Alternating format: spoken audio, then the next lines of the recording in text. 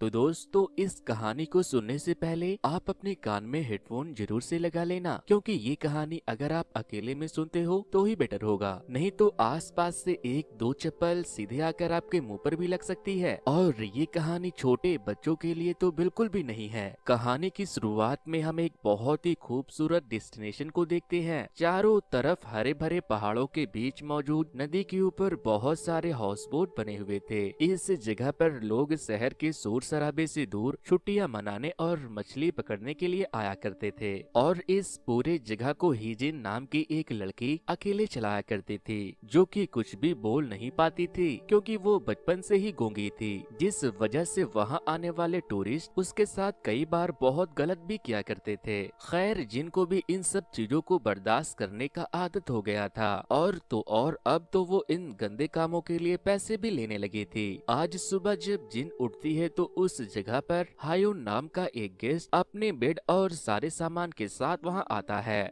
जिन इशारे से उसे अपने साथ आने को बोलती है। जिन उसे अपने साथ अपने फ्लोटिंग बोट पर लेकर जाती है और फिर बोट पर एक बैटरी रखकर उसे नदी के ऊपर बने एक तैरते हुए घर के तरफ ले जाती है। वहां पहुंचकर वो हायून का सारा सामान नीचे उतारती है और फिर अपनी बोट लेकर वहां से वापस लौट जाती है। उसके जाने के बाद हायून अपने बर्ड को बोट हाउस में टांग कर खुद घर के अंदर चला जाता है। वहीं जिन अपने एक गेस्ट को चाय और उसके जरूरत का सारा सामान देकर वहां से अपनी बोट लेकर निकल जाती है। फिर जब रात होती है तो जिन फिर से अपने कस्टमर के लिए जरूरत का सामान उनके बोट तक डिलीवर करने के लिए जाती है। लेकिन जब वो अपने कुछ गेस्ट को कॉफी दे रही थी तो उनमें से एक गेस्ट जिनको अपने साथ बोट पर बने केबिन में लेकर जाता है और उसके साथ गलत करने लगता है और फिर थोड़ी देर के बाद वहां से बाहर आ जाता है। इधर दूसरी तरफ हम देखते हैं कि हायून अपने साथ उस बोट पर एक गन लेकर आया था और वो जिन को उन लोगों के घर से निकलते हुए देख लेता है। जिस आदमी ने जिन के साथ गलत किया था वो अपने दोस्तों से जिन को पैसे देने को कहता है, लेकिन वो लोग जिन को पैसे देना नहीं चाहते थे। खैर, जिन उनसे कुछ नहीं कहती और गुस्से में वहाँ से जाने लगती है तो उनमें से एक आदमी जिनके मुंह पर पैसे फेंक देता है, जो कि नदी में गिर जाती है।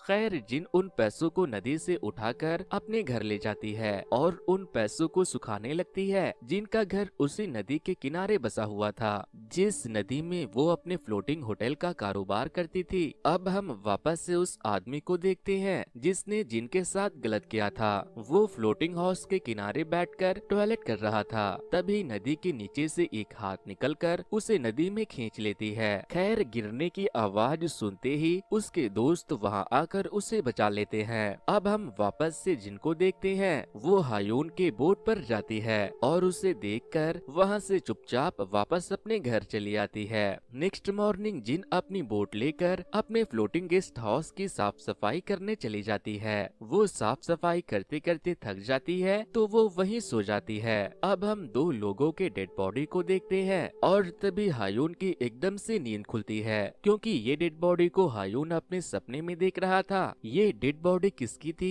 इसके बारे में हमें आगे की कहानी में पता चलेगा। जिन जब हायून के घर के पास आती है तो वो देखती है कि कल रात उसने जो खाना उसे दिया था हायून ने उसे अब तक नहीं खाया है और वो बैठकर रो रहा है। उसे रोते हुए देखकर जिन बस उसके बारे में ही सोचने लगती है कि वो भला क्यों रो रहा है। दरअसल हायून ने अपनी वाइफ और उसके बॉयफ्रेंड को एक साथ देखने के बाद उन दोनों का मर्डर कर दिया था, इसीलिए वो पुलिस से बचने के लिए भागकर यहाँ आ गया था। सुबह से शाम हो जाती है और वो हायून को देखती रहती है।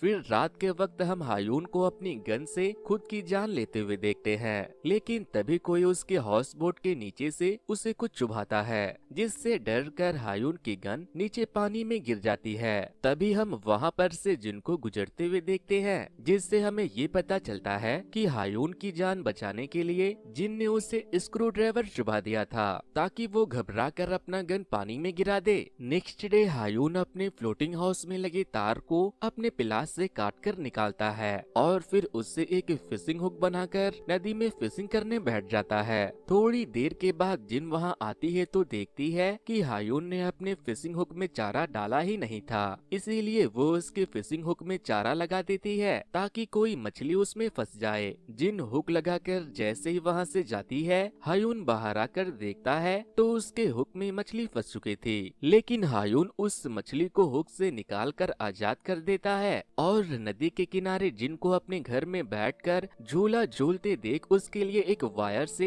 एक झूला बनाता है। इधर जिन जंगल की तरफ जाती है और एक मेढक को मारकर उसे ले जाकर हायून के बट को खिलाती है। हायून जिन को वहाँ पर देखता है तो वो उसे एक स्कल्पचर गिफ्ट करता है जिसे उसने वायर से उसके लिए बनाया था। जिन को वो गिफ्ट बहुत पसंद आता है और वो बहुत खुश होती है। साथ ही वो हायून पर और ज्यादा नजर रखने लगती है और उसके करीब रहने लगती है। अगले दिन जब जिन अपने गेस्ट हाउस की सर्विस देने जा रही थी तभी वहाँ पर दो लड़कियाँ आती है। ये दोनों लड़कियाँ पैसे लेकर गलत काम करती थी। जिन उसे अपने साथ एक फ्लोटिंग हाउस में ले जाती है। उन दोनों को वहाँ पर दो लोगों ने उनके साथ गंदे काम करने के लिए बुलाया था। उन दोनों को वहाँ पर छोड़कर जिन हायून के फ्लोटिंग हाउस में उसे खाना देने के लिए जाती है, जहाँ वो उससे पूछता है कि यहाँ पर टॉयलेट करने के लिए क्या करना पड़ता है। जिसके बाद जिन उसे बोट पर बने एक होल को दिखाती है जिसे उसने बाथरूम की तरह इस्तेमाल करने के लिए बनाया था।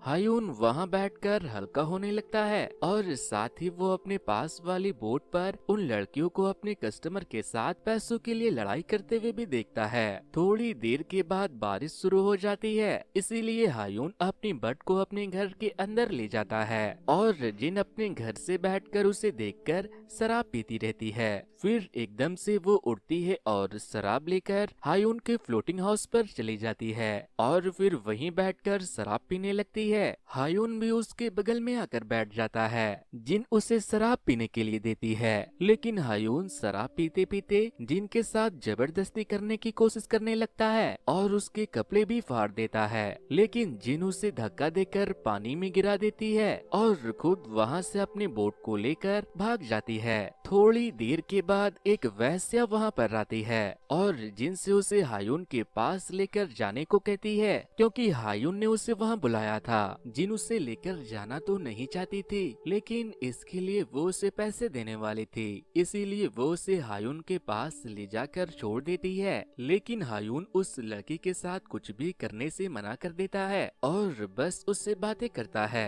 उससे बात करते करते बहुत देर हो जाती है, जिससे कि वो लड़की समझ जाती है कि हायून एक बहुत ही अच्छा इंसान है, उसे बस किसी की साथ की जरूरत है। इस लड़की का नाम सू था। सू हायून से अपनी रिंग भी टाइट करवा लेती है। हायून उसके लिए वायर से एक बाइसाइकिल भी बनाता है, लेकिन सू को आए बहुत लेट हो चुका था। वो हायून के साथ इतना खो गई थी कि उसे अपने दूसरे कस्टमर का याद ही नहीं था, इसीलिए उसके बॉस वहाँ पहुँच जाते हैं और हायून को निकाल कर उसे मारने लगते हैं। लेकिन सू अपने बॉस से कहती है कि वो बहुत अच्छा है, उसने कुछ नहीं किया, मैं उसकी वजह से लेट नहीं हुई। जिसके बाद सू के बॉस उसे अपने साथ लेकर चला जाता है। फिर जब जिन एक फ्लोटिंग हाउस की मरम्मत कर रही थी तो उसके पास एक नया गेस्ट आता है। वो उसे अपने साथ उसके एक फ्लोटिंग हाउस में लेकर जाती है, लेकिन वो गेस्ट जिन के साथ बहुत गलत करता है और जिन को इस बात का बुरा ना लगे इसीलिए वो उसे पैसे भी दे देता है। नेक्स्ट डे एक चाचा अपनी बेटी की उम्र जितनी एक लड़की को लेकर वहाँ आता है।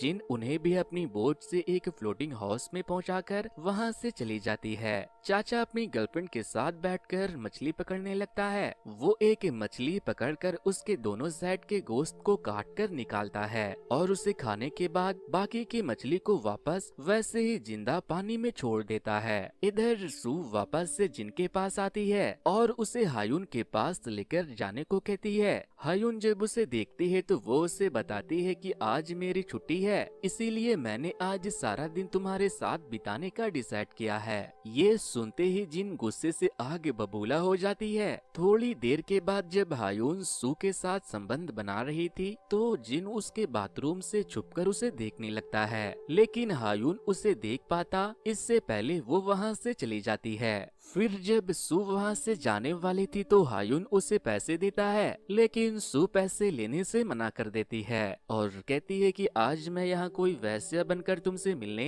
नहीं आई थी। लेकिन फिर वो पैसे ले लेती है और वहाँ से जाते वक्त हायुन को हक करती है और जिन ये सब देखकर रोस्ट हो रही थी। किनारे की तरफ जाते वक्त सू को जो पैसे हायुन ने दिए थे वो सारे पैसे जिन को देते हुए कहती है कि मेरे बाबू का ख्याल रखना, लेकिन जिन वो पैसे सू के मुंह पर मार देती है और जब वो सू को किनारे पर छोड़ देती है तो वो वापस से हायुन के फ्लोटिंग बोर्ड पर आकर उसके होंठ में दांत काट लेती है। नेक्स्ट डे जब जिन उठती है तो वो बहुत रोती है। तभी वहाँ पर कुछ ऑफिसर उस जगह की इंस्पेक्शन करने के लिए आते हैं, लेकिन जिन का एक गेस्ट जो 2 दिन पहले ही वहाँ आया था वो पुलिस वालों को देखकर वहाँ से भागने की कोशिश करने लगता है और इसी कोशिश में वो एक पुलिस ऑफिसर को स्टैप भी कर देता है। दरअसल पुलिस वालों की मोस्ट वांटेड लिस्ट में उस आदमी का नाम भी था, लेकिन वो आदमी पुलिस से बचने के लिए पानी में कूद जाता है, लेकिन उसे तैरना नहीं आता था, इसीलिए वो डूबकर बेहोश हो जाता है, जिस वजह से वो ऑफिसर उसे मछली के कांटे से पकड़कर पानी से बाहर निकालते हैं।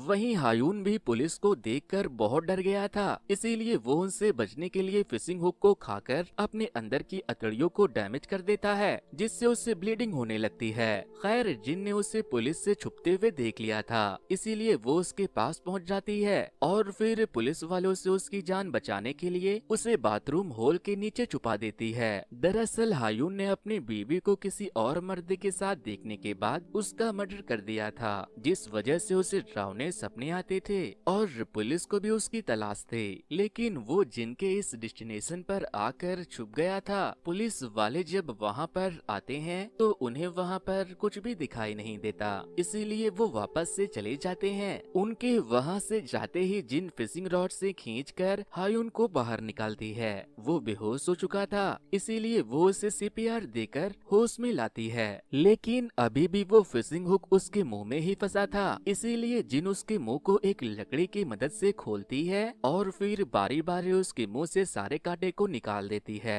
इसी बीच जिन हायुन के दर्द को कम करने के लिए उसे प्लेजर देती है और फिर उसका खूब ख्याल रखती है। वो उसे अपने घर से गर्म कपड़े ला कर देती है। फिर एक दिन वो हायुन को अपने साथ बोट पर बैठाकर उस जगह से बहुत दूर घुमाने के लिए लेकर जाती है जहाँ पर बड़े बड़े घास थे। अगले दिन सू दोबारा से हायुन से मिलने के लिए आती है, लेकिन इस बार जिन उसे हायुन के पास नहीं ले जाना चाहती थी, इसीलिए वो खुद से उसके बोट को स्टार्ट करने लगती है, लेकिन वो बोट स्टार्ट नहीं हो रही थी, इसीलिए जिन उसे अपने साथ लेकर चली जाती है, नहीं तो वो उसके बोट को खराब कर देती। लेकिन जिन उसे हायुन के फ्लोटिंग हाउस में ले जाने के बजाय एक दूसरे फ्लोटिंग हाउस में ले जाती है और वहाँ ले जाकर वो उसके हाथ पैर बांधकर मुंह पर टेप लगा देती है और तो और वो उसके बोट के एंकर को भी खोल देती है, जिस वजह से वो फ्लोटिंग हाउस वहाँ से बहुत दूर चली जाती है। इसके बाद जिन हायुन के पास जाती है और उसे हग करके उसी के साथ सो जाती है। इधर सू खुद को आजाद करने की कोशिश में केबिन से बाहर निकलकर नीचे नदी में गिर जाती है और हाथ पैर बंधे होने के कारण वो वहीं डूबकर मर जाती है। नेक्स्ट डे जिन उसे देखने के लिए जाती है तो वो सू को मरा हुआ देखकर बहुत डर जाती है, इसीलिए वो वापस से किनारे पर जाकर सू के स्कूटी को अपनी बोट पर लाद कर लाती है और फिर सू के डेड बॉडी को स्कूटी के साथ बांधकर नदी में डाल देती है, ताकि वजन ज्यादा होने की वजह से सू की डेड बॉडी नदी के अंदर ही रहे। फिर जब रात होती है तो सू का बॉस उसे ढूंढते हुए वहाँ आता है और जिनके बोट को लेकर हायुन के फ्लोटिंग बोट पर पहुँच जाता है, लेकिन जब उसे सू कहीं नहीं मिलती तो वो हायुन को मारने लगता है। उन दोनों की लड़ाई शुरू हो जाती है और इसी लड़ाई में हायुन बॉस को नदी में धक्का दे देता है। बॉस को तैरना नहीं आता था, इसीलिए वो डूबकर मर जाता है, लेकिन तभी वहाँ पर जिन आती है और फिर वो दोनों मिलकर बॉस को एक इन्वर्टर बैटरी के साथ बांधकर नदी के गहराई में डाल देते हैं, ताकि किसी को भी उसके डेड बॉडी का कुछ पता न चले। लेकिन इन सब के बाद हायुन पूरी तरह से फ्रस्ट्रेट हो गया था, इसीलिए वो मछलियाँ पकड़कर उसे अपने चाकू से स्टैब करके बस मार रहा था। फिर उसके कांटे में एक मछली फंसती है जिसे उस चचा ने आधा खाकर जिंदा छोड़ दिया था। हायुन भी उसे नहीं मारता और जिंदा छोड़ देता है। उसे परेशान देखकर जिन उसे उसे हक करती है, लेकिन वो उसके ऊपर गुस्सा करने लगता है, जिसके बाद जिन उसके बट को पिंजरे के साथ नदी में डुबा देती है। जिसके बाद हायून गुस्से में वहाँ से जाने के लिए अपना सामान पैक करने लगता है। जिन उसे रोकने की कोशिश करती है तो वो उससे कहता है कि मैं तुम्हारा पति नहीं हूँ। जिसके बाद जिन अपने बोट को लेकर वहाँ से चली जाती है ताकि हायून वहाँ से जाना पाए। लेकिन रात के अंधेरे में हायून अपने फ्लोटिंग बोट से एक ड्रम निकालकर उसके जरिए तैरते हुए वहाँ से निकलने का डिसाइड करता है, लेकिन उसकी ड्रम छूट जाती है और वो डूबने लगता है। खैर वक्त रहते जिन वहाँ पहुंचकर उसे मछली के कांटे से पकड़कर उसकी जान बचाकर उसे वापस से उसकी फ्लोटिंग बोट पर ले आती है। जिसके बाद हायून उसे बहुत मारता है, लेकिन मार खाते हुए जिन कोई भी रिस्पॉन्स नहीं दे रही थी, जैसे उसके ऊपर कोई असर ही नहीं हो रहा था। नेक्स्ट मॉर्निंग जब हायून की नींद खुलती है तो वो जिन को अपने पास बैठकर सोते हुए देखता है, इसीलिए वो मौके का फायदा उठाकर जिन के बोट को लेकर वहाँ से भागने का सोचता है। लेकिन बोट के आवाज से जिन की नींद खुल जाती है, वो उसे जाता देखकर रोने लगती है, लेकिन वो बोल नहीं पाती क्योंकि वो गूंगी थी। इसीलिए वो फिशिंग हुक को अपने पैरों के बीच डालकर बाहर खींच देती है, जिससे कि दर्द के मारे वो चिल्लाने लगती है। उसके चिल्लाने की आवाज सुनकर हायून बोट को वापस घुमाता है और उसके पास चला आता है। जिन पूरी तरह खून से लथपथ तड़पते हुए पानी में गिर जाती है, लेकिन हायून फिशिंग स्टिक से खींचकर जिन को बाहर निकालता है और फिर उसके टांगों के बीच से सारे हुक को बाहर निकाल देता है। और अब वो दोनों खुशी खुशी एक साथ वहीं रहने लगते हैं। और तो और हायून भी अब जिन के इस बिजनेस में उसका साथ देने लगा था। फिर एक दिन वो बूढ़ा चचा एक बार फिर अपनी बेटे की उम्र की एक दूसरी लड़की के साथ आता है, जिनका ये होटल ओयो से कम नहीं था।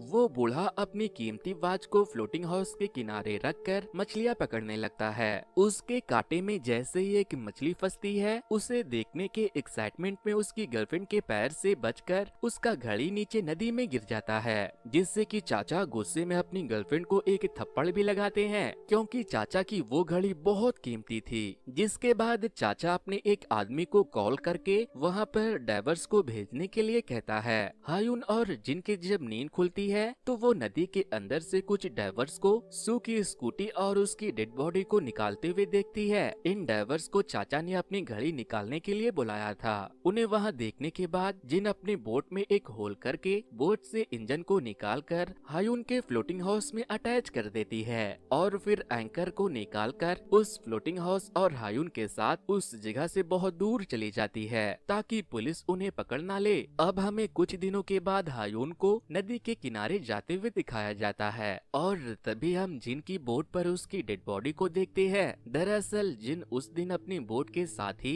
डूबकर मर गई थी जब चाचा ने सू की डेड बॉडी को निकाला था, लेकिन हायून को जिसने वहाँ से निकलने में मदद की थी वो जिन की आत्मा थी। तो दोस्तों ये स्टोरी आपको कैसी लगी हमें कमेंट करके जरूर बताना। वैसे दोस्तों कुछ दिनों पहले ही मैंने एक ऐसे ही मूवी के स्टोरी को एक्सप्लेन किया था, अगर आप लोगों ने उसे नहीं देखा तो वॉच नेक्स्ट पर क्लिक करके उसे जरूर से देख ले। सो वेल गाइज, आज की कहानी में इतना ही, फिर मिलता हूँ किसी मजेदार से कहानी के साथ। Thanks to, good bye.